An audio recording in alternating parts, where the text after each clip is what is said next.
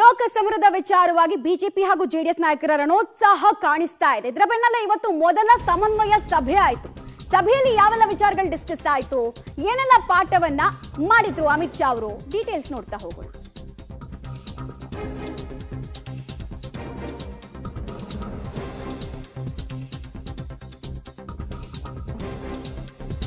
ಮೈತ್ರಿ ಉದ್ದೇಶಗಳ ಬಗ್ಗೆ ತಿಳಿಸಿದ್ರು ಅಮಿತ್ ಶಾ ಅವರು. ಸಮನ್ವಯ ಸಮಿತಿಗೆ ಸಂಬಂಧಪಟ್ಟಂತಹ ಇನ್ಸೈಡ್ ಸ್ಟೋರಿಯನ್ನ ಕೂಡ ನಾವು ತಿಳಿಸ್ತಾ ಇದ್ದೀವಿ. ಒಂದು ಭಿನ್ನಮತ ಸಮಸ್ಯೆಗೆ ಆಸ್ಪದ ಕೊಡದಂತೆ ಹೇಗೆ ವರ್ಕ್ ಮಾಡಬೇಕು, ಒಂದಾಗಿ ಗ್ಲೂ ತರ ಹೇಗೆ ಅಂಟಿಕೊಂಡು ಕೆಲಸ ಮಾಡಬೇಕು, ಬಿಜೆಪಿ ಹಾಗೂ ಜೆಡಿಎಸ್ ಪಕ್ಷ ಭೇದವನ್ನ ಮರೆತು ಆಗ ಮಾತ್ರ ರಿಸಲ್ಟ್ ಬರೋದಕ್ಕೆ ಸಾಧ್ಯ. ಈಗ ಒಂದು 22-23 ಕ್ಷೇತ್ರಗಳಲ್ಲಿ ಗೆಲ್ಲಬಹುದು ಒಟ್ಟಾಗಿ ಹೋದ್ರೆ ಅಂತ ಇದೆಯಲ್ಲ, ಅದನ್ನ ಇನ್ನೂ ಜಾಸ್ತಿ ಎಳೆಯೋದಕ್ಕೆ ಸಾಧ್ಯ, ಲೀಡ್ ಮಾರ್ಜಿನ್ ಚೆನ್ನಾಗಿ ಹೋಗುತ್ತೆ ಅಂತ. ಸೊ ಅಮಿತ್ ಶಾ ಅವರು ಮಾಡಿದಂತಹ ಪಾಠಗಳನ್ನ ಒಂದೊಂದಾಗಿ ನೋಡ್ತಾ ಹೋಗೋಣ. ಯಾವುದೇ ಬಹಿರಂಗ ಟೀಕೆ ಟಿಪ್ಪಣಿಗಳನ್ನ ಒಬ್ರಿಗೊಬ್ರು ಮಾಡಿಕೊಂಡು ರಂಪಾಟ ಮಾಡ್ಕೊಳ್ಬೇಡಿ ಅಂತ ಹೇಳಿದ್ದಾರೆ.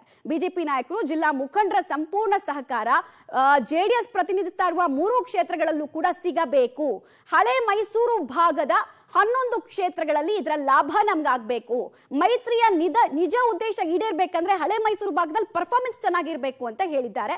ಎರಡೂ ಪಕ್ಷದ ನಾಯಕರು ರಾಜ್ಯ ಮಟ್ಟದಲ್ಲಿ ನಿಮ್ಮ ಸಮಸ್ಯೆಗಳನ್ನ ಬಗೆಹರಿಸ್ಕೊಳ್ಳೋಕೆ ಸಾಧ್ಯ ಇದೆ, ಬಗೆಹರಿಸ್ಕೊಳ್ಳಿ ಅಂತ ಕೂಡ ಹೇಳಿದ್ದಾರೆ. ಫೋಕಸ್ ಏನಿದ್ರು ಕೂಡ ಮೈತ್ರಿ ಕ್ಯಾಂಡಿಡೇಟ್ಸ್ ಅನ್ನ ಗೆಲ್ಲಿಸೋದಕ್ಕೆ ಸೀಮಿತವಾಗಿರ್ಲಿ, ಅನಾವಶ್ಯಕ ಮಾತು ಟೀಕೆ ಟಿಪ್ಪಣಿ ಬೇಡ ಅಂತ ಹೇಳಿದ್ದಾರೆ.